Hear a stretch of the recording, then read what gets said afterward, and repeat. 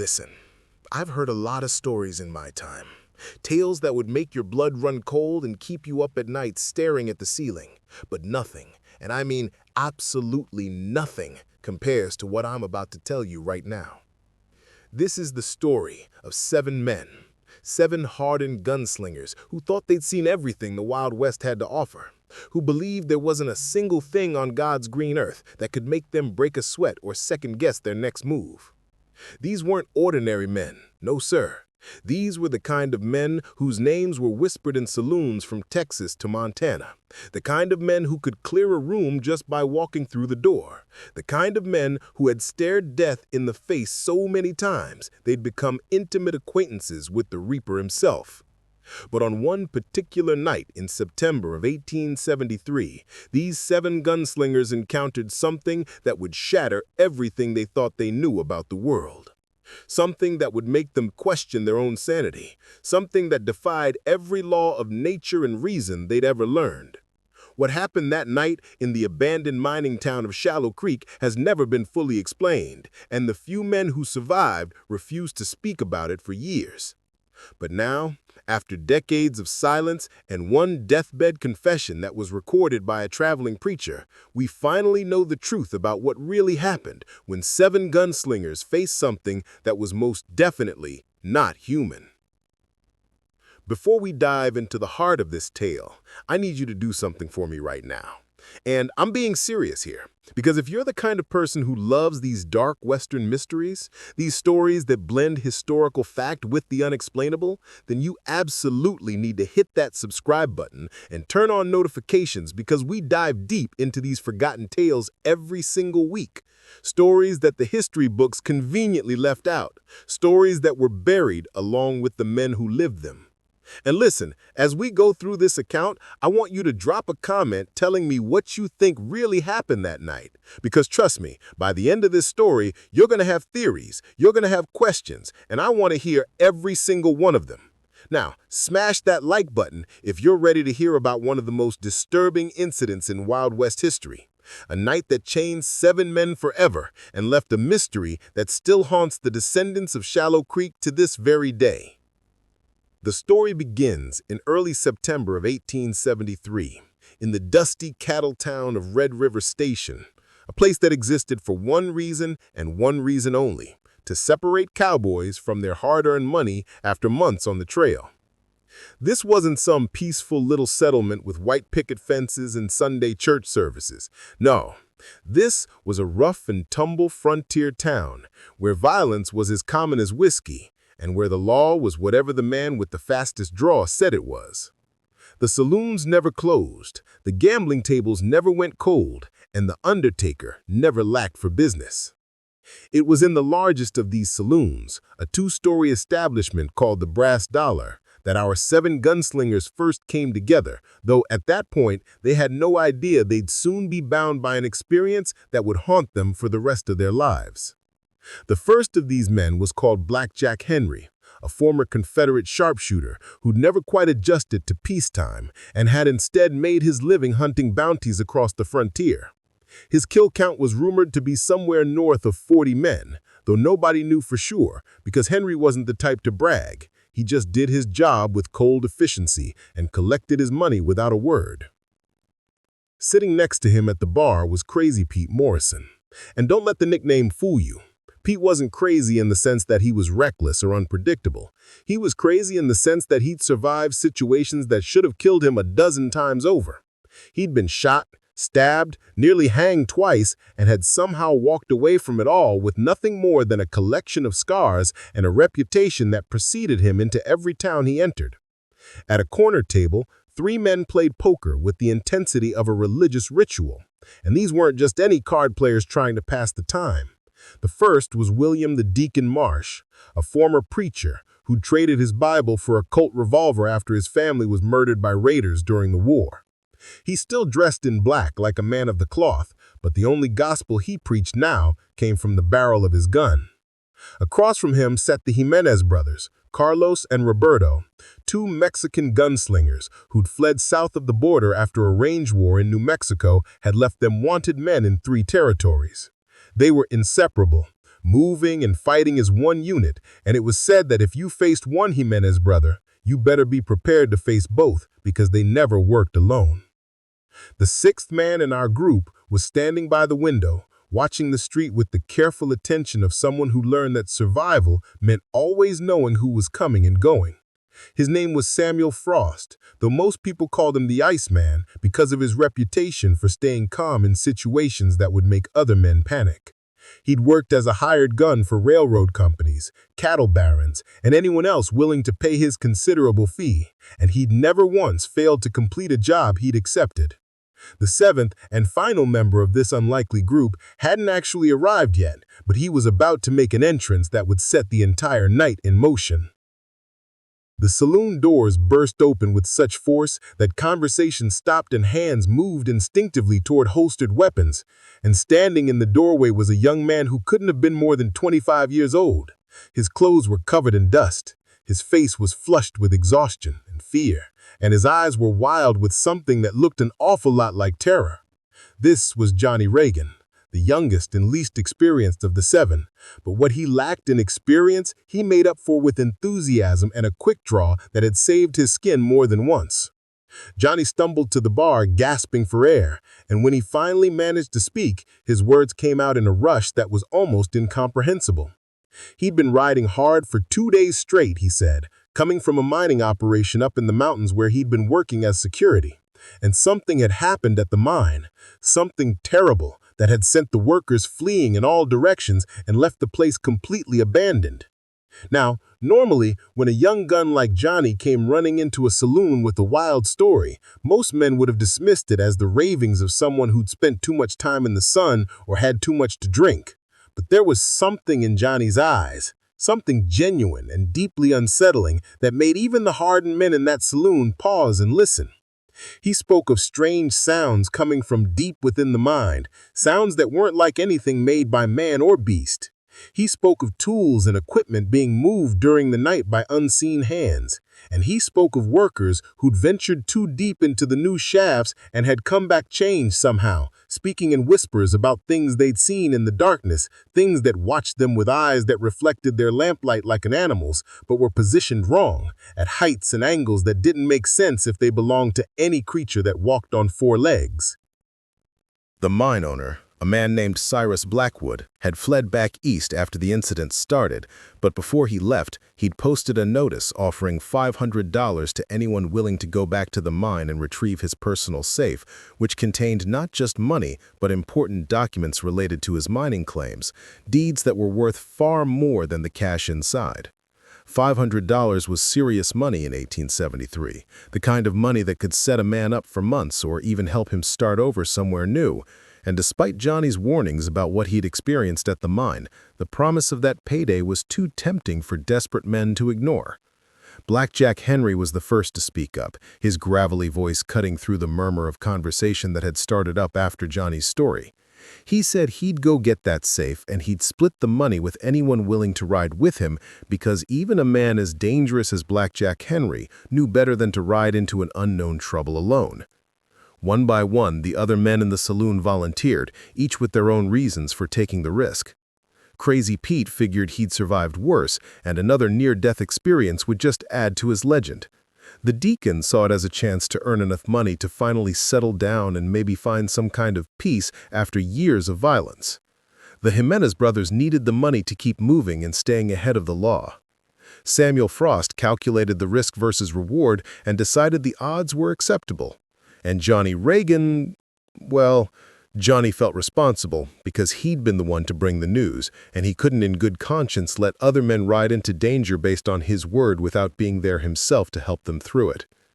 And so it was decided that at first light the next morning, these 7 gunslingers would ride together to the abandoned mining town of Shallow Creek, retrieve Cyrus Blackwood's safe, and split the $500 reward evenly among them, which would give each man just over $70, not a fortune, but enough to make the trip worthwhile if everything went according to plan. That night, the 7 gunslingers made their preparations, checking weapons, stocking up on ammunition, filling canteens, and packing enough supplies for a 3-day journey into the mountains. None of them spoke much about what Johnny had described at the mine, but you could see in their faces that his story had affected them more than they wanted to admit. These were men who'd faced down outlaws, Indians, wild animals, and every other danger the frontier had to offer, but there was something about the unknown, about facing something that couldn't be explained or predicted, that unsettled even the bravest among them. The deacon spent an hour before bed reading from a Bible he still carried, despite abandoning his faith, his lips moving silently as he traced familiar passages with one scarred finger. The Jimenez brothers cleaned their weapons with the kind of obsessive care usually reserved for much more dangerous jobs than a simple retrieval. Samuel Frost stood alone outside the hotel, smoking a cigar and staring up at the stars as if searching for some kind of sign or answer in the endless black sky. And Johnny Reagan lay awake in his bed, replaying everything he'd seen and heard at the mine, wondering if he should have kept his mouth shut and let Cyrus Blackwood's safe stay buried in that cursed place forever. Dawn broke cold and gray over Red River Station, the kind of morning that felt more like an ending than a beginning. And the 7 gunslingers assembled outside the livery stable with their horses saddled and their supplies secured. They made an impressive sight, these 7 dangerous men armed to the teeth and riding together with clear purpose, and more than one person on the street stopped to watch them go, sensing that something significant was happening even if they didn't know the details. The ride to Shallow Creek would take most of the day, following an old mining road that wound up into the mountains through increasingly rough and isolated terrain. For the first few hours, the men rode in companionable silence, each lost in his own thoughts, but as they climbed higher into the mountains and the settlements behind them grew smaller and more distant, an odd tension began to settle over the group. It started small, just a feeling that something wasn't quite right. The birds seemed quieter than they should be, the wind carried strange scents that didn't belong to pine trees or mountain streams, and occasionally their horses would shy and snort at nothing visible, their ears pinning back and their eyes rolling white with fear. Blackjack Henry, who'd spent more time in the wilderness than most men spend in their own homes, noticed these signs first and didn't like what they suggested. Animals could sense things that humans couldn't, and when a good horse acted spooked without obvious cause, smart men paid attention. By midday, they reached a point where the mining roads split, one path continuing upward toward Shallow Creek, while the other descended towards an older, long-abandoned settlement that had been stripped of everything useful and left to rot decades ago. Johnny Reagan pulled his horse to a stop at this junction and pointed up the steeper path, confirming that Shallow Creek was still another 3 hours ahead, but he also mentioned something he hadn't told them back in Red River Station, something he'd been trying to convince himself wasn't important, but couldn't ignore any longer. About a mile before you reached Shallow Creek, there was a stretch of road that passed through a narrow canyon, and it was in that canyon that he heard the sounds for the first time. Sounds that seemed to come from the rock walls themselves, deep, resonant tones that weren't quite mechanical but weren't quite organic either. Sounds that made your teeth hurt and your stomach clench and your skin prickle with the absolute certainty that you were being watched by something that meant you harm. The other men exchanged glances at this news, and Crazy Pete actually laughed, a short bark of sound that held no real humor, saying that if Johnny had mentioned this detail back in town, Pete might have asked for a bigger share of the money because walking through a haunted canyon seemed like it should pay extra. The deacon told Johnny not to worry, that whatever sounds he heard were probably just wind playing tricks in the rocks, or maybe some kind of acoustic phenomenon related to the mining operations, natural explanations that made sense and didn't require believing in ghosts or monsters or whatever superstitious nonsense the mine workers had convinced themselves they'd encountered. They pressed on, climbing higher into the mountains as the afternoon sun began its slow descent toward the western horizon. And with each passing mile, the landscape around them grew more desolate and unwelcoming. The trees became twisted and stunted, struggling to survive in the thin mountain soil, and the rocks took on dark colors and strange formations that looked almost deliberate, as if shaped by intelligent hands rather than wind and water. When they finally approached the canyon Johnny had mentioned, it was nearly 4 in the afternoon, and the light was already starting to take on that golden quality that precedes sunset. Long shadows stretched across the ground, and the temperature was dropping noticeably as mountain cold began to assert itself. The canyon entrance yawned before them like an open mouth, its walls rising 50 feet on either side, covered with mineral deposits that glistened wetly despite no visible water source. Samuel Frost called for a halt before they entered, suggesting they check their weapons and make sure everything was in order, because once they were in that narrow passage, they'd be vulnerable and exposed, with limited room to maneuver if trouble found them. It was good advice, and they took it, checking revolvers, rifles, and ammunition, tightening saddle cinches, and generally preparing themselves for whatever might come next. They entered the canyon in single file, with Black Jack Henry taking point and Johnny Reagan bringing up the rear. And immediately the atmosphere changed in a way that was impossible to ignore or rationalize away. The temperature dropped at least 10 degrees within seconds, their breath coming out in visible puffs despite it being early September. And the light seemed wrong somehow, dimmer than it should be given the sun's position, as if the canyon itself was absorbing illumination rather than reflecting it. The sound of their horses' hooves on the rocky ground echoed strangely, bouncing off the walls in patterns that didn't quite match up with the rhythm of their movement. And underneath that sound, barely audible but definitely present, was something else. A low, thrumming vibration that you felt in your chest more than heard with your ears, pulsing slowly like an enormous heartbeat buried deep within the mountain. The horses hated it, every animal fighting against its rider's control, trying to turn around and flee back the way they'd come. And it took all the skill these experienced horsemen possessed to keep their mounts moving forward through the canyon. About halfway through, Carlos Jimenez suddenly called out in Spanish, pointing at the canyon wall to their left. And when the others looked, they saw what had caught his attention. Scratches in the rock, deep gouges that ran horizontally across the wall at a height of about 7 feet. 4 parallel marks that looked disturbingly like claw marks, except they'd been cut into solid stone with enough force to leave grooves nearly an inch deep. Nobody spoke for several seconds. They just stared at those marks, trying to come up with a rational explanation, and failing miserably at finding one because there wasn't any animal in North America capable of cutting stone like that, and no tool wielded by human hands would leave marks in that particular pattern. The deacon moved his horse closer to the wall, reaching out to touch the gouges with trembling fingers. And when he pulled his hand back, his fingertips were covered with a substance that looked like oil but smelled like copper and decay. Something organic but not blood, not anything he recognized. And the wrongness of it made him wipe his hand frantically on his pants as if the substance itself might be dangerous. They needed to keep moving, Black Jack Henry said, his voice tight with an emotion that might have been fear if you didn't know him better, because stopping in this canyon was about the worst idea any of them could have. And the longer they stayed, the stronger that thrumming vibration seemed to become, building in intensity until it felt like the mountain itself was waking up and taking notice of the intruders in its passage. They spurred their horses forward, moving faster now, and the animals needed no encouragement. They were as desperate to escape the canyon as their riders.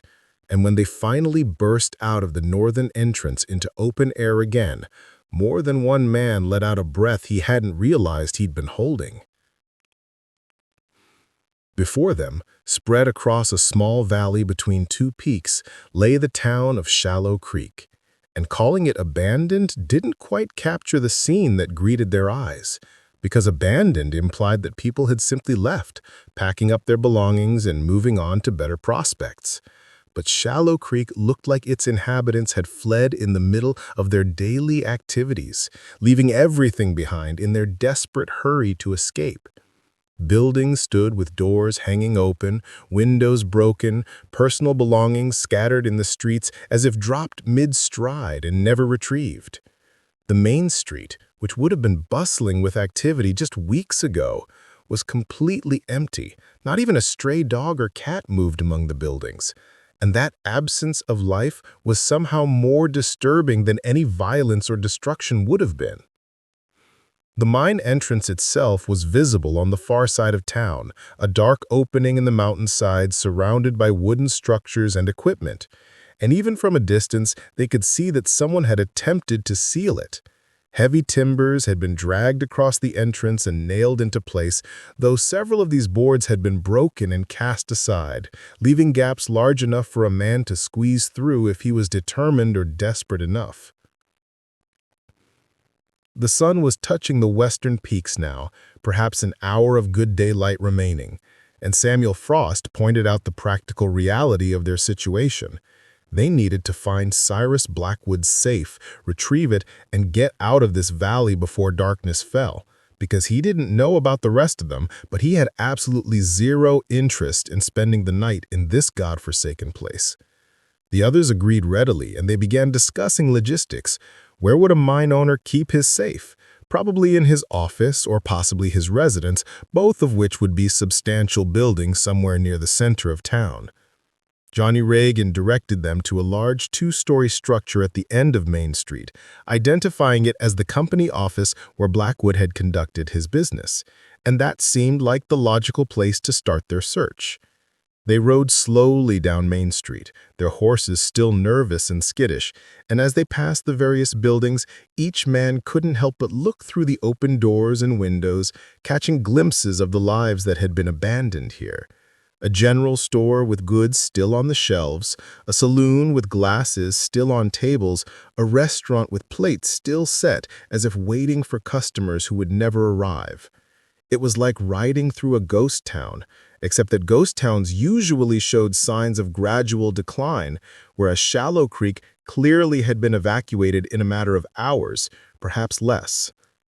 They dismounted in front of the company office, and Blackjack Henry assigned Roberto Jimenez to stay with the horses while the rest of them went inside, keeping the animals together and ready for a quick departure if circumstances required it.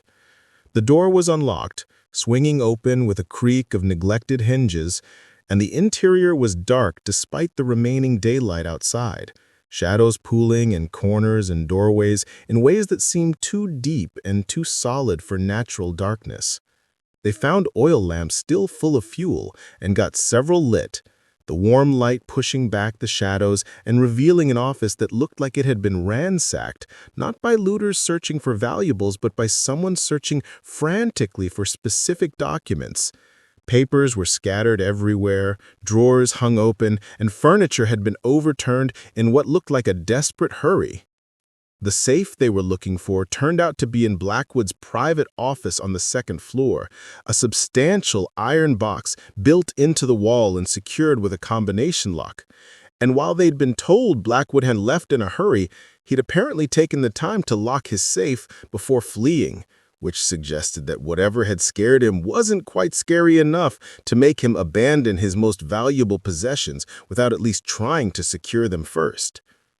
Breaking into a quality safe without the combination was not a quick or easy job, but Crazy Pete Morrison had some experience in this area from his less legal younger days, and he set to work with a stethoscope and a lot of patience, while the others spread out through the building, searching for anything that might explain what had happened here. The Deacon found a journal in one of the desk drawers, a daily log kept by the foreman documenting operations, production numbers, accidents, and general notes about conditions at the mine. And as he flipped through the pages towards the most recent entries, he found himself reading accounts that started normally enough, but gradually descended into something that sounded like the ravings of a madman. The foreman wrote about tools disappearing from the deeper shafts, about sounds that seemed to come from impossible directions, about miners refusing to work in certain areas because they claimed to feel watched. And then in the final entry dated just 3 weeks ago, a barely legible scrawl that simply said, "It came up from below. God help us all. It came up and we can't send it back."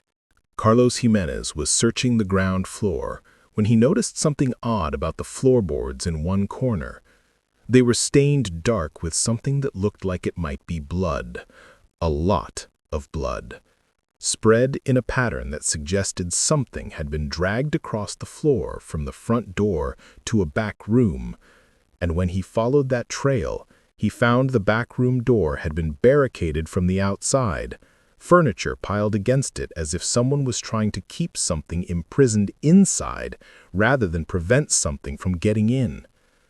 He called for Blackjack Henry to come look at this, and the two men stood staring at that barricaded door, neither particularly eager to find out what might be behind it, but both knowing they couldn't just leave without checking, because if there was someone trapped in there, someone who'd survived whatever catastrophe had befallen this town, they had an obligation to help.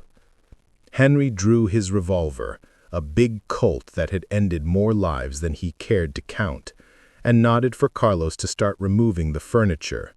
Piece by piece, they cleared the barricade until only the door itself remained, closed but no longer blocked, and Henry reached out slowly, turned the handle, and pulled it open, ready for anything, or so he thought.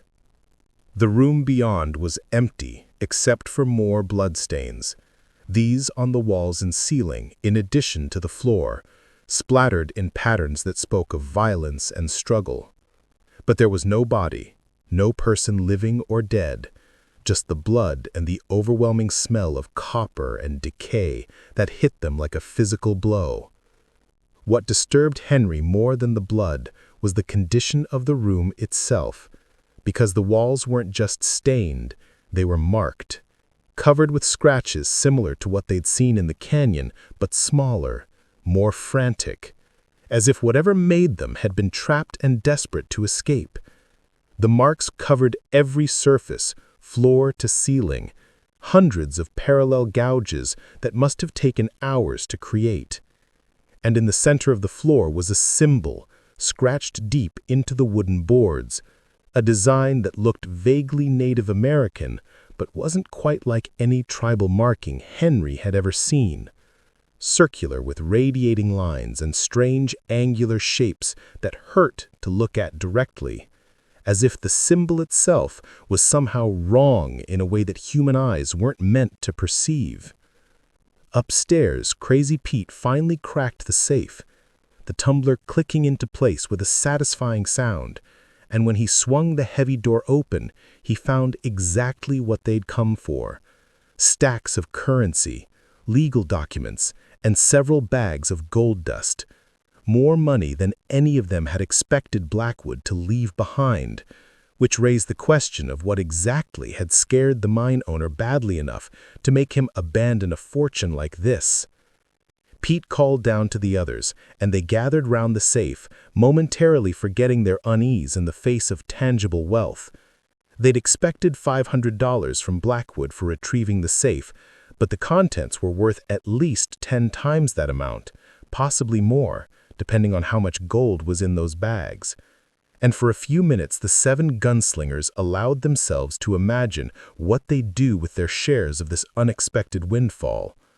But Samuel Frost, ever the pragmatist, pointed out that counting their fortune could wait until they were safely away from this cursed place, because the sun was setting fast now, maybe 30 minutes of light remaining, and if they were going to make it back through that canyon before full darkness fell, they needed to move immediately.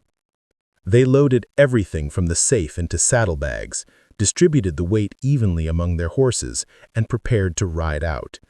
But as they exited the company office building and emerged onto the darkening main street, every man felt it simultaneously.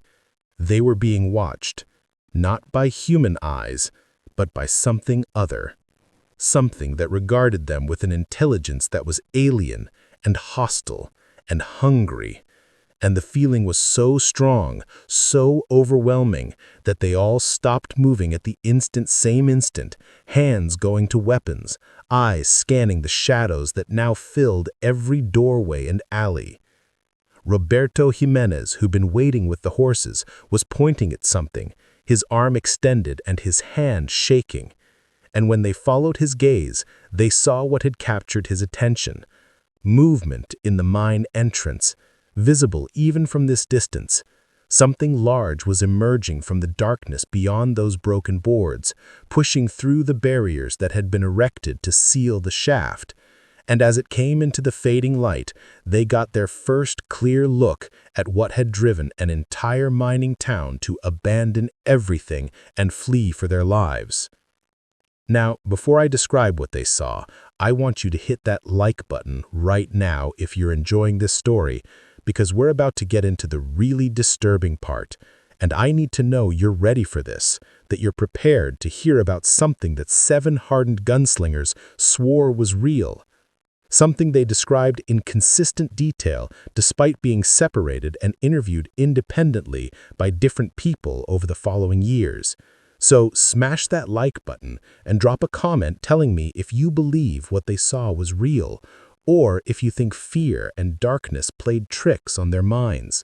Because the debate about Shallow Creek has been going on for over 150 years and still hasn't been settled to anyone's satisfaction. What emerged from that mine entrance was roughly man-shaped, but wrong in every proportion and detail. It stood perhaps 8 feet tall, covered in something that might have been skin, or might have been leather, or might have been something else entirely, a substance that seemed to absorb light rather than reflect it, making it difficult to see clearly even when looking directly at it. The creature, because there was no other word that fit, moved with a fluid grace that was completely unlike human locomotion, its limbs bending in ways and directions that human joints simply couldn't accommodate. And when it turned its head towards them, they saw that while it had features that suggested eyes and a mouth, these were positioned wrong, asymmetrical.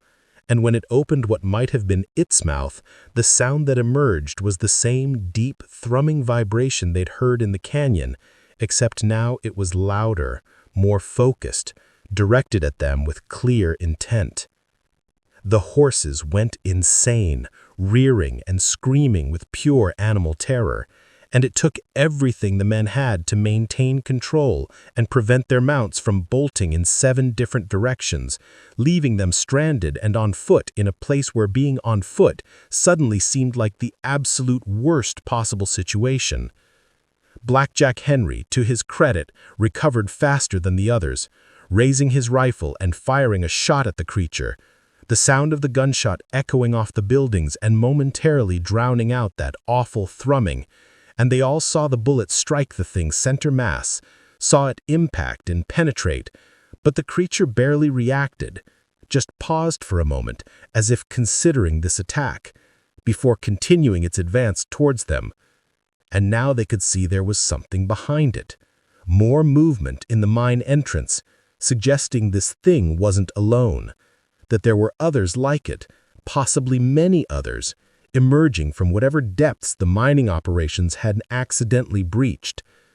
Samuel Frost made the decision that saved their lives in that moment, shouting one word, "Ride," and spurring his horse toward the south end of town, back the way they'd come.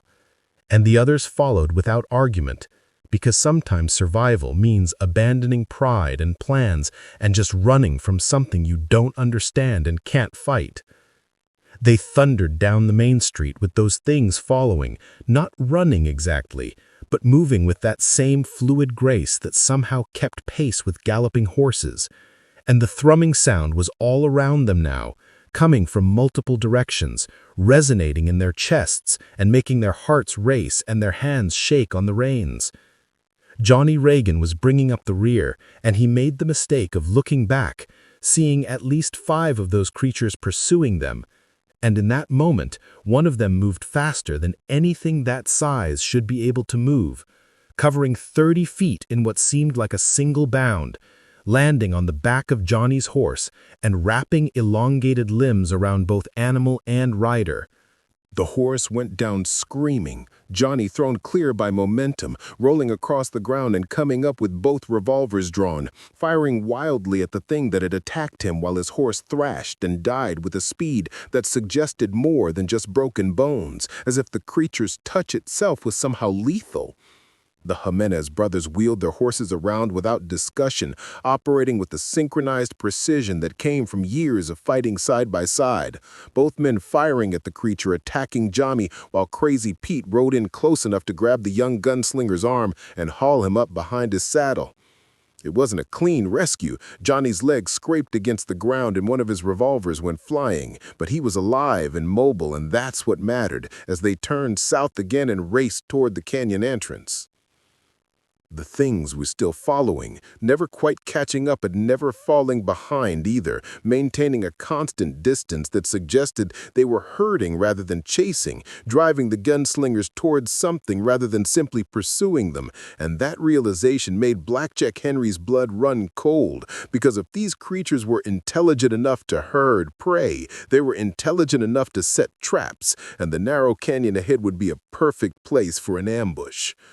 But there was no choice, no alternate route. The canyon was the only way out of this valley, and they had to take it or die here. So they plunged into that dark passage as the last light faded from the sky, trusting their horses to navigate the uneven ground while they focused on the pursuit behind them, expecting at any moment to feel those elongated limbs wrapping around them from the darkness. The canyon at night was somehow worse than it had been during the day. The darkness was absolute, oppressive, and that thrumming sound echoed and amplified until it felt like the mountain itself was vibrating. They couldn't see the things chasing them, but they could hear them, sense them, feel their presence in that primitive part of the brain that knows when a predator is near. And then, about halfway through the passage, something happened that none of them could explain then or later. The darkness ahead of them suddenly deepened, became absolute black, not the normal darkness of night, but something more, something that seemed to have substance and weight, and their horses refused to go forward, planting their feet and trembling with terror no amount of spurring could overcome. They were trapped, creatures behind them that they couldn't fight, and darkness ahead that their horses wouldn't enter. And in that moment of desperate calculation, the Deacon did something that would haunt him for the rest of his life. He pulled out his Bible, the one he'd carried from his preaching days before the war had taken everything from him and turned him into a killer, and he began to read aloud. Not any specific passage, but just words, verses, scriptures, anything that came to his tongue, and his voice was strong and clear despite the fear. And somehow, impossibly, the thrumming sound began to diminish, the darkness ahead began to thin, and their horses started moving again, slowly at first, but with increasing confidence, as if the Deacon's words were creating a bubble of safety around them that pushed back against whatever unnatural forces controlled this place. They emerged from the canyon at full gallop, not stopping or slowing until they put at least 2 miles between themselves and that cursed passage, and only then did they dare to look back, seeing nothing in the darkness behind them, but feeling absolutely certain that those things were still there, watching them go, perhaps satisfied that the intruders had been driven away, or perhaps simply waiting for another opportunity. And not one of the 7 men wanted to contemplate what might have happened if they'd been caught in that canyon or spent the night in Shallow Creek. The possibilities were too terrible to consider. They rode through the night without stopping, pushing their exhausted horses harder than was safe or fair, but none of them felt comfortable stopping until they could put the mountains behind them and reach the relative safety of open plains. And it wasn't until dawn broke over the horizon, revealing the familiar landscape of the lower territories, that they finally allowed themselves to believe they'd actually escaped. They made camp in a small grove of cottonwoods beside a stream, tending to their horses first as was proper, and only then collapsing in exhaustion. But sleep wouldn't come despite their fatigue, because every time they closed their eyes, they saw those things, those not human creatures that had pursued them, and they heard that thrumming sound that seemed to resonate in their bones even now, miles away from its source. As the sun climbed higher and they sat around a small fire boiling coffee and trying to make sense of what they'd experienced, the reality of their situation began to sink in. They had the contents of Blackwood safe, a small fortune by frontier standards, but they also had a story that no one would believe, a tale of monsters and an abandoned mine that would make them sound like madmen or drunks if they tried to tell it. Samuel Frost suggested they simply divide the money and go their separate ways, never speaking of Shallow Creek again, letting the place and its secrets remain buried in those mountains. and most of the men agreed with this practical approach, but Johnny Regan couldn't let it go, kept asking what those things were, where they came from, whether they'd always been in that mountain or if the mining operations had somehow created them or released them from some deeper imprisonment. The Deacon had a theory, though he admitted it was just speculation based on things he'd read during his seminary days before the war had taken everything from him and turned him into a killer.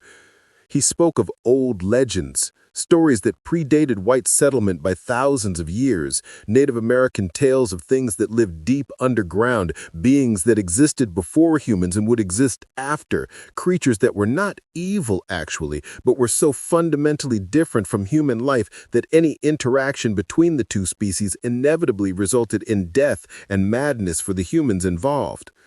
He suggested that the miners at Shallow Creek had dug too deep, broken through into spaces that should have remained sealed, and released something that should never have been disturbed.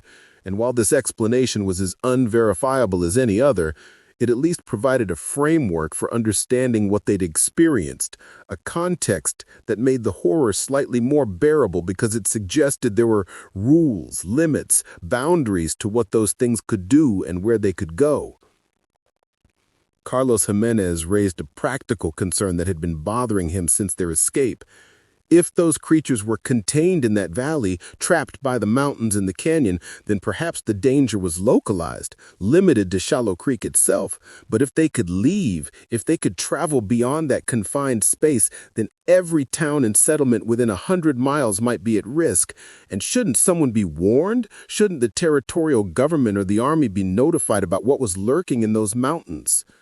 Blackjack Henry pointed out the obvious problem with that suggestion, which was that telling authorities would require explaining how they knew about the creatures, which would mean admitting they'd been at Shallow Creek, which would raise questions about why they'd gone there and what they'd taken. And even if the authorities believed their story about monsters, which they almost certainly wouldn't, the 7 of them would likely find themselves arrested for theft or trespassing or any number of other charges that territorial officials could dream up. The conversation went in circles for hours, each man offering opinions and arguments, but ultimately they reached an uneasy consensus. They would split the money from Blackwood's safe, they would go their separate ways, and they would never speak of what happened at Shallow Creek to anyone outside their group, taking the secret to their grave rather than risk being labeled as madmen or criminals.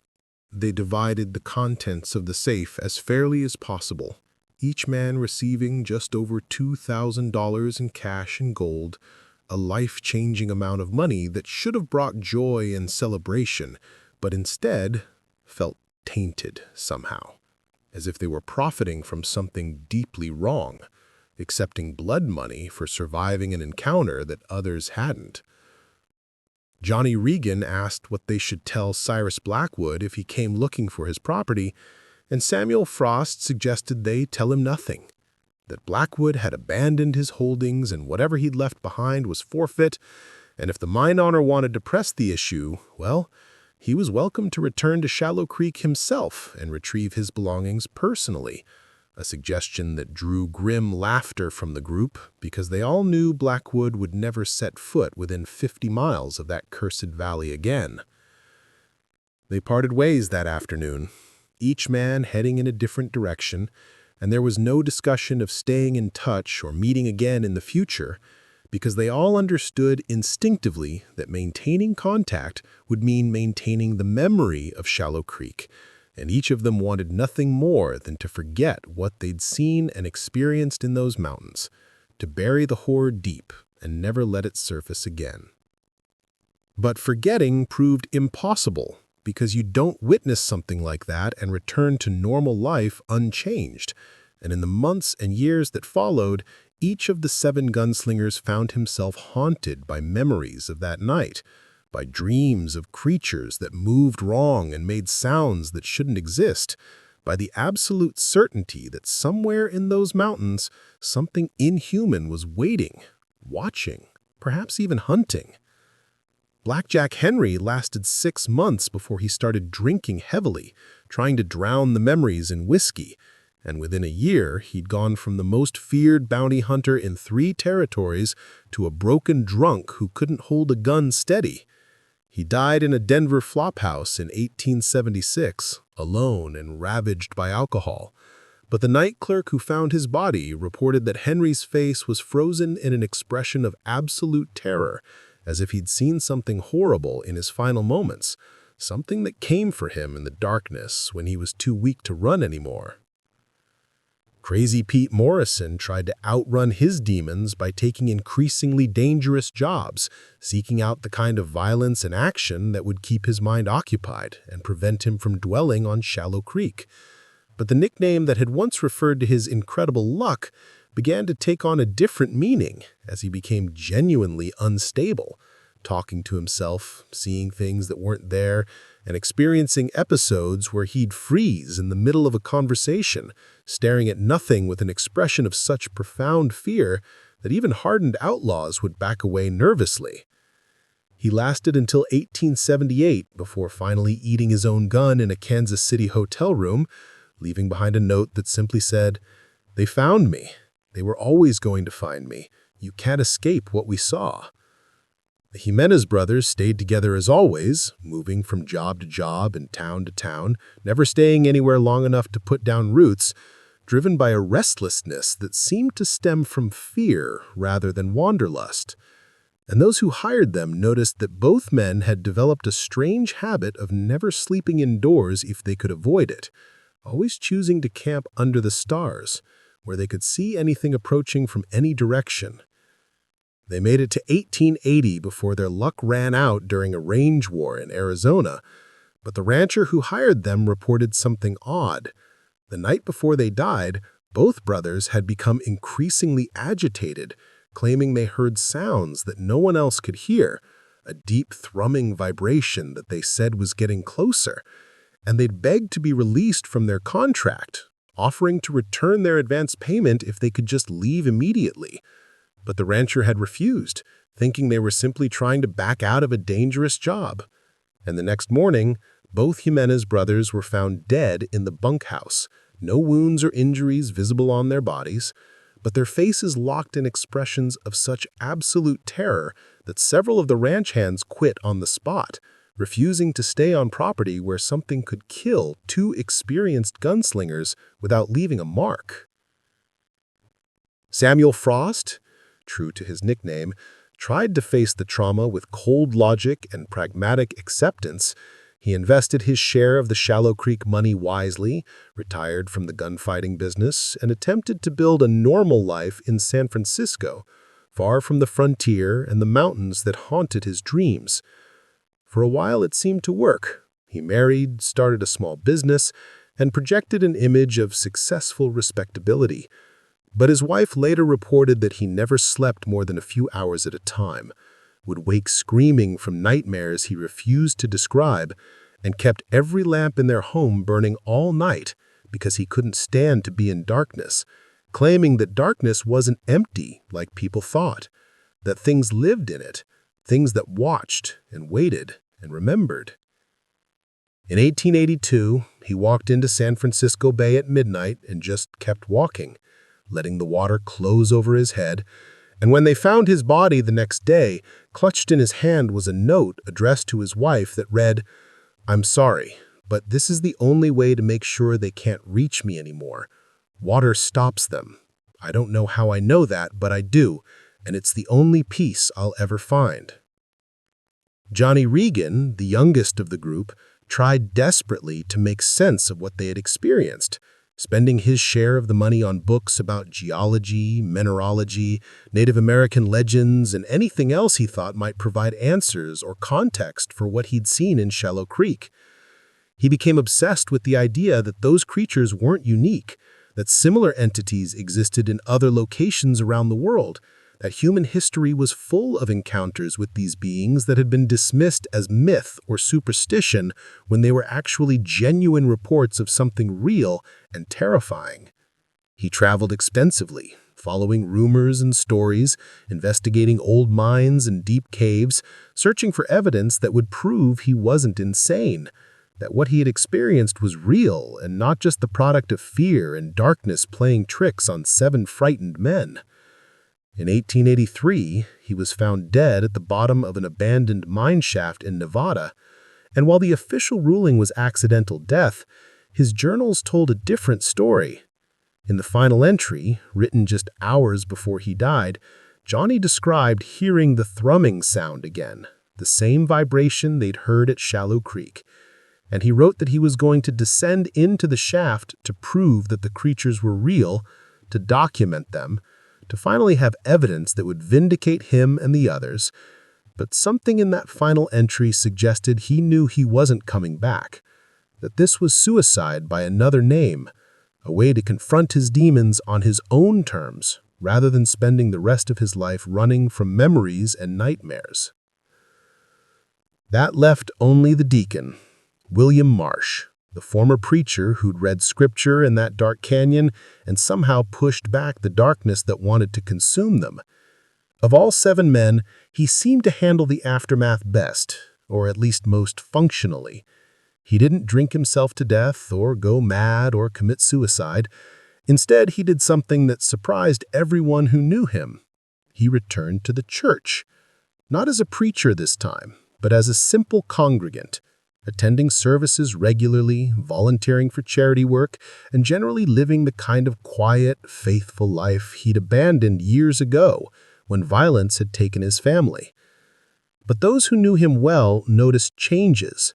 He developed a habit of carrying his old Bible everywhere, the same one he'd read from in the canyon, and he was never without it, keeping it close like a talisman or protective charm.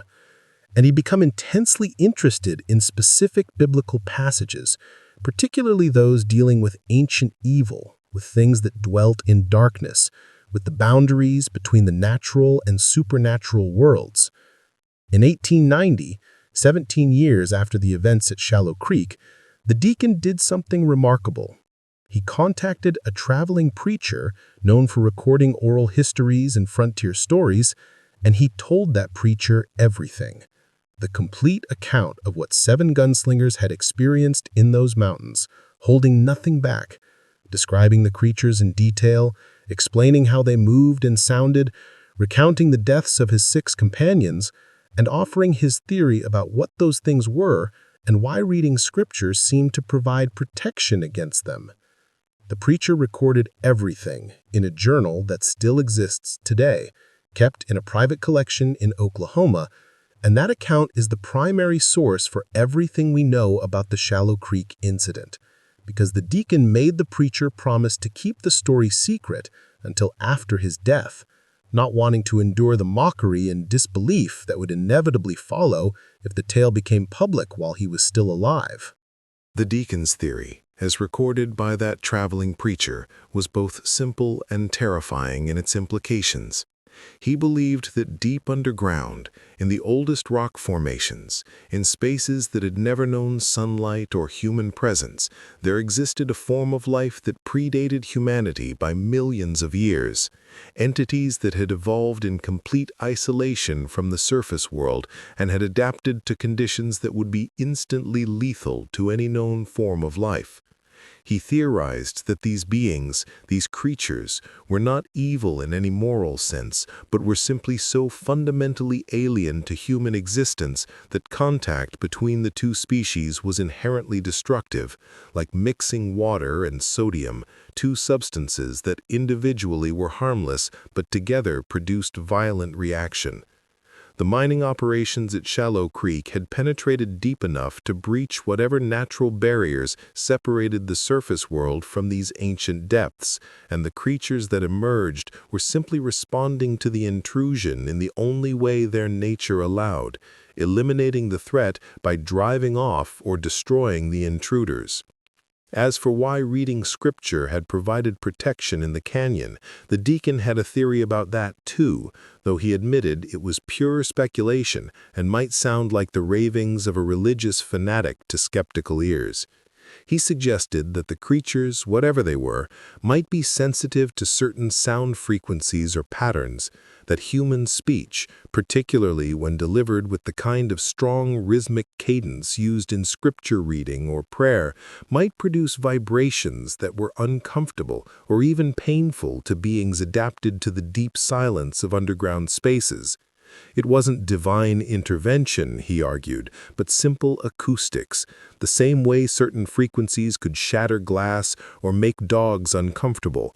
Human voices at the right pitch and pattern might have a repelling effect on creatures whose entire sensory apparatus had evolved in an environment of absolute quiet.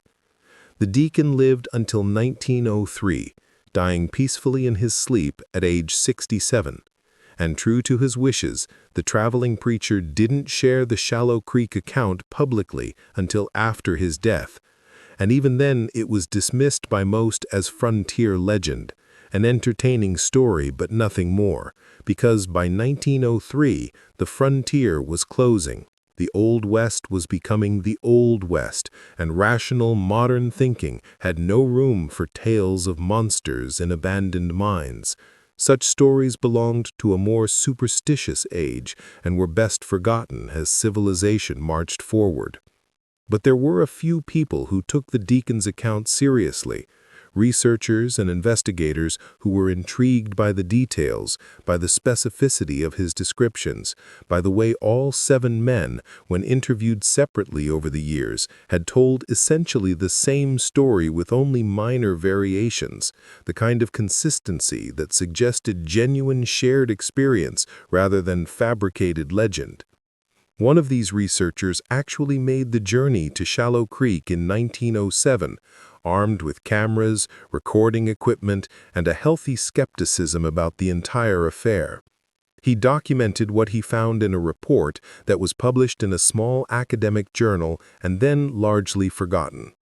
Shallow Creek still existed. The buildings were more deteriorated after 30-plus years of abandonment, but still standing, and the mine entrance was still visible, though now completely sealed with not just wooden boards, but also large boulders that appeared to have been rolled into place intentionally, requiring significant effort and equipment to position. The researcher noted several odd features that seemed to corroborate elements of the Deacon's account.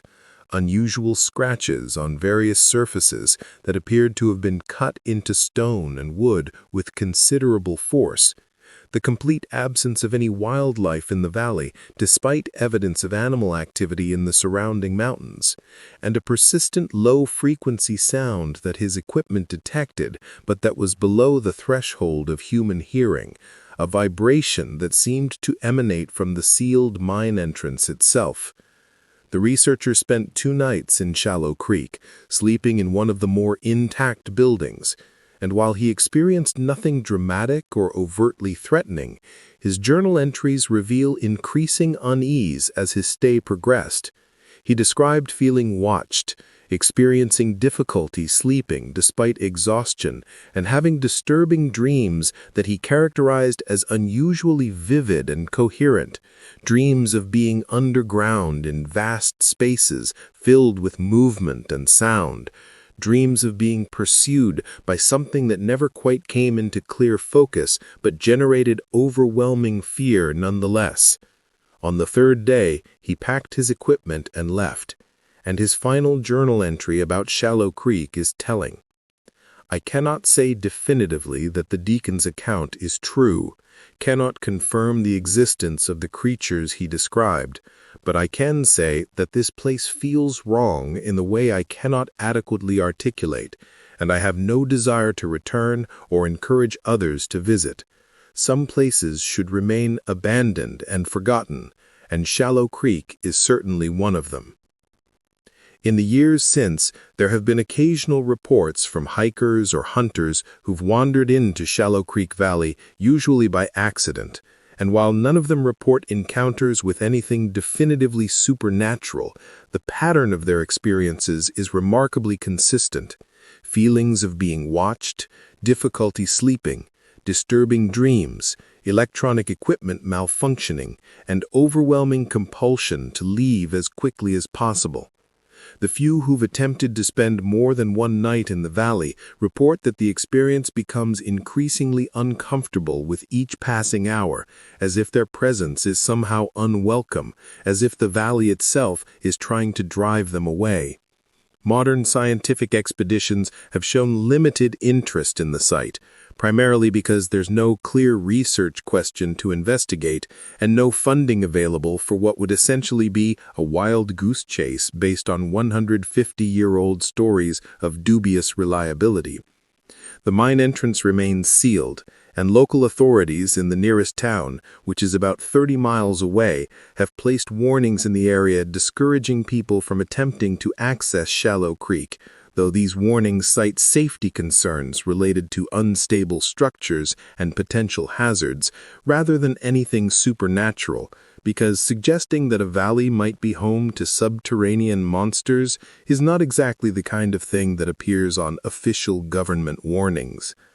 There's a small community of researchers and enthusiasts who maintain interest in the Shallow Creek incident, sharing information online, comparing notes, and occasionally organizing expeditions to the site. But these groups are generally treated as fringe elements, the kind of people who also believe in Bigfoot and UFOs, and their findings are dismissed by mainstream academia as wishful thinking or misinterpretation of natural phenomena. But here's where the story takes an interesting turn in recent years, because advances in deep earth mining and exploration have revealed something that lends a certain credibility to the Deacon's theories about ancient life existing in extreme underground environments. Scientists have discovered microbial life thriving in conditions previously thought impossible, organisms living miles beneath the surface in rock formations that haven't been exposed to surface conditions for millions of years. These discoveries have forced a reassessment of what's possible in terms of deep earth biology. And while nobody's suggesting that the creatures described at Shallow Creek actually exist, the basic premise that complex life might exist in deep underground spaces is no longer as scientifically absurd as it once seemed. There's even a branch of astrobiology that studies these extreme underground organisms as potential analogs for life that might exist beneath the surface of Mars or in the subsurface oceans of moons like Europa, life that evolved completely independently of surface conditions and might be radically different from anything we'd recognize. Some researchers have pointed out that if complex organisms could evolve in deep underground environments over millions of years, they might develop sensory and locomotive capabilities completely unlike anything in surface life, potentially explaining some of the stranger details in the Shallow Creek accounts. The unusual movement patterns, the sensitivity to sound and light, the apparent aggression towards surface intruders.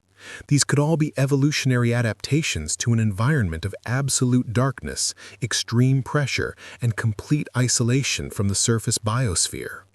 It's speculation, of course, impossible to prove or disprove without direct evidence, which would require unsealing the Shallow Creek mine and mounting an extensive underground exploration, something that's never been seriously proposed because of the cost, risk, and likelihood of finding nothing but empty tunnels and mineral deposits. Now, if you're still watching, I want you to do something for me right now. Go down to the comments and tell me what you think really happened at Shallow Creek. Do you believe the Deacon's account? Do you think 7 experienced gunslingers all shared the same hallucination? Or is there a rational explanation for everything they experienced that doesn't involve subterranean monsters? Because this is the kind of mystery that benefits from multiple perspectives and theories, and I genuinely want to know what you think. And if you haven't subscribed yet, what are you waiting for? We bring you stories like this every single week, forgotten tales from the Wild West that combine historical fact with unexplained phenomena, mysteries that challenge our understanding of what's possible and what's real. So hit that subscribe button and turn on notifications so you never miss an episode. The question of what really happened at Shallow Creek remains unresolved, and it will likely stay that way unless someone with resources and authority decides to properly investigate the site, which seems increasingly unlikely as time passes and the incident recedes further into history. The 7 gunslingers are all dead now, their testimony preserved in old journals and recorded conversations, but impossible to verify or expand upon. And the valley itself sits empty and abandoned, slowly being reclaimed by nature, The buildings collapsing, the roads disappearing, the evidence of human presence gradually erasing itself until eventually Shallow Creek will be nothing but a flat spot in the mountains with some strange rock formations and a sealed mine entrance that curious hikers might stumble across without knowing the history attached to it. But every now and then, maybe once or twice a year, someone reports something odd from that area. Strange sounds carried on the wind from the direction of Shallow Creek. Seismic sensors detecting small vibrations that seem to originate from unusually deep sources beneath the valley. Or most intriguingly, reports from people camping in the surrounding mountains who wake in the middle of the night with the absolute certainty that they're being watched, that something is aware of their presence and is considering whether they pose a threat or opportunity. These reports are always dismissed, of course, attributed to overactive imaginations, misidentified wildlife, or natural phenomena being misinterpreted by people who've heard the Shallow Creek stories and are primed to see significance in ordinary events. But the reports continue nonetheless. A steady trickle of accounts that suggests something about that valley remains fundamentally unsettling, even to people who know nothing about its history. There's a final detail worth mentioning, something that was only discovered relatively recently when researchers gained access to Cyrus Blackwood's personal papers, which had been held by his descendants for over a century before being donated to a Western history archive in Montana. Among these papers was a letter Blackwood had written to a business associate in the weeks before he fled Shallow Creek, and the letter makes reference to something he described as the deep anomaly, explaining that the miners had broken through into a vast open space far below the main shafts, a natural cavern system of unknown extent that appeared to have its own ecosystem, including vegetation that shouldn't exist without sunlight and strange deposits that gave off faint luminescence. Blackwood wrote that some of the miners who'd descended into these spaces reported hearing sounds and seeing movement, and several men had refused to return after their first trip down, claiming the deep spaces weren't empty like they should be, that something lived there, something that watched them from the darkness beyond their lamplight. Blackwood had dismissed these concerns initially, attributing them to superstition and the natural fear men felt when working in confined underground spaces. But as the incidents escalated, as tools went missing, and men started having accidents that seemed less random and more deliberate, he'd begun to reconsider his skepticism. The letter ends with a chilling postscript. "I'm beginning to think we went too deep, Thomas. I'm beginning to think there are limits to how far we should penetrate into the earth, boundaries that exist for reasons we don't understand, and I fear we've crossed one of those boundaries at Shallow Creek. If you don't hear from me within the month, assume I fled the territory and write the entire operation off as a loss. Some things are more valuable than money, and my life is certainly one of them." Blackjack dated the letter September 1st, 1873, exactly 2 weeks before the 7 gunslingers arrived at the abandoned town, and it's the last known communication from Cyrus Blackwood about Shallow Creek. He never returned to the territory, never attempted to reclaim his property or the fortune he'd left in that safe, and he died in 1897 in Boston, spending the last 24 years of his life as far from the mountains as he could get, living under an assumed name and never once speaking publicly about his mining ventures in the West. The existence of this letter adds weight to the Deacon's account, confirming that something unusual was indeed happening at Shallow Creek before the 7 gunslingers arrived, that the encounter they experienced wasn't an isolated incident, but rather the culmination of a situation that had been building for weeks or possibly months. It suggests that whatever those creatures were, they hadn't simply appeared at random, but had been present in the deep spaces beneath the mine for quite some time, growing increasingly active or aggressive as the mining operations expanded closer to their domain, until finally they emerged in force to drive away the intruders once and for all. Whether these beings still exist in those depths, whether they're still present beneath the sealed mine entrance, waiting and watching for any sign that humans might return, is a question that can't be answered without investigation that no one seems willing to undertake. And perhaps that's for the best. Because if the Deacon was right, if there really are forms of life in the deep earth that are fundamentally incompatible with human existence, that contact inevitably results in death or madness, then maybe the smartest thing we can do is leave those spaces unexplored, seal the entrances, mark them as hazardous, and accept that there are frontiers we're not meant to cross, limits to how far we should push into the unknown. The 7 gunslingers at Shallow Creek paid a terrible price for ignoring those limits. Even the ones who survived the initial encounter spent the rest of their lives haunted by what they'd experienced, unable to find peace or normalcy, slowly destroyed by memories that wouldn't fade and fears that wouldn't subside. And their fate stands as a warning to anyone who might be tempted to unseal that mine and venture into the depths where something not human once dwelt, and possibly still dwells, waiting in darkness that has remained undisturbed for over 150 years. The story of Shallow Creek raises profound questions about the nature of reality, about whether our understanding of what's possible is as complete as we like to think, about whether the universe contains spaces and entities that exist outside our frameworks of knowledge and categorization. These aren't comfortable questions, and they don't have easy answers, which is probably why most people prefer to dismiss the entire account as fiction or legend rather than seriously contemplate the implications of it being true. But for those willing to sit with uncertainty, willing to acknowledge that human knowledge is limited and our planet still contains unexplored spaces where unexpected things might exist, the Shallow Creek incident offers a fascinating case study in the intersection of historical documentation, eyewitness testimony, and phenomena that resist conventional explanation. The 7 gunslingers went into those mountains looking for easy money, expecting nothing more dangerous than maybe some hostile wildlife or bad weather, and they emerged having encountered something that shattered their understanding of the world and left scars that never healed.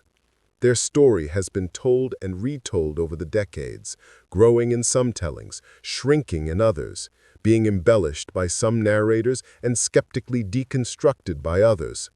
But at its core remains a consistent account of men who saw something they couldn't explain, something that terrified them so thoroughly that it literally destroyed their lives, driving them to drink, madness, suicide, or paranoid isolation. You don't get that kind of consistent trauma response from a shared hallucination or a simple case of nighttime panic. Something happened in Shallow Creek, something real and terrible. And whether it was creatures from the deep earth or something else entirely, it left an impact that resonates even now, over a century and a half later. As we approach the end of this account, I want to remind you one more time to leave a comment sharing your thoughts, your theories, your own experiences with unexplained phenomena, because these stories are more than just entertainment. They're opportunities to explore the boundaries of what we know and what we're willing to believe, and that exploration is enriched by multiple voices and perspectives. Hit that like button if this story gave you chills or made you think differently about what might exist in the unexplored spaces of our world. And make absolutely sure you're subscribed with notifications turned on, because next week we're diving into another forgotten tale from the frontier. Another story of ordinary people encountering extraordinary circumstances. Another mystery that history tried to bury, but that deserves to be remembered and examined. The abandoned mining town of Shallow Creek still sits in those mountains, still silent and empty, still marked by the events of September 1873. The buildings continued to decay, the mine entrance remains sealed, and the valley itself seems to discourage visitors through means both subtle and overt, creating an atmosphere of unease that drives most people away before they spend more than a few hours within its boundaries. Whether this atmosphere is a product of the valley's history, psychological suggestion based on knowing the stories, or something more tangible, something that originates from whatever might still dwell in the deep spaces beneath the surface, is a question each person must answer for themselves, based on their own beliefs and experiences. What cannot be disputed is that 7 hardened men went into that valley and came out changed, traumatized by something they witnessed, something they agreed never to speak about publicly but couldn't stop thinking about privately. Something that ultimately contributed to the early deaths of all 7 through various means, but with the common thread of psychological damage that never healed. Their story stands as a testament to the limits of courage and experience when facing the truly unknown. These weren't timid men scared of shadows. They were professional gunslingers who'd faced death repeatedly and come through unscathed. Men whose reputation was built on their ability to stay calm and effective in circumstances that would break ordinary people.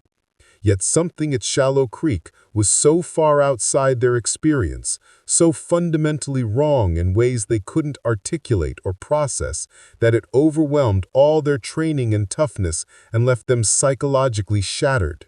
That's the real horror of the Shallow Creek incident.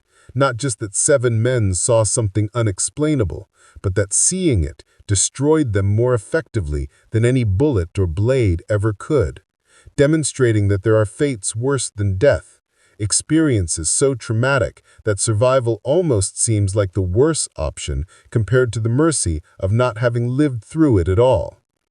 The final word on Shallow Creek might never be written, the mystery might never be definitively solved, and perhaps that's appropriate for a story that exists in the murky space between documented history and frontier legend, between eyewitness testimony and collective mythology. What we can say with certainty is that in September of 1873, 7 gunslingers rode into an abandoned mining town, experienced something that terrified them beyond the capacity of words to express, and emerged carrying trauma that would follow them for the rest of their lives. Whether what they encountered was creatures from the deep earth, some kind of natural phenomenon misinterpreted through fear and darkness, or something else entirely that doesn't fit into any conventional category, is a question without a definitive answer. But the impact of that encounter was real, measurable, and tragic, leaving behind a legacy of broken men, abandoned fortunes, and a valley that still carries an atmosphere of wrongness more than a century and a half after the incident that gave it that reputation.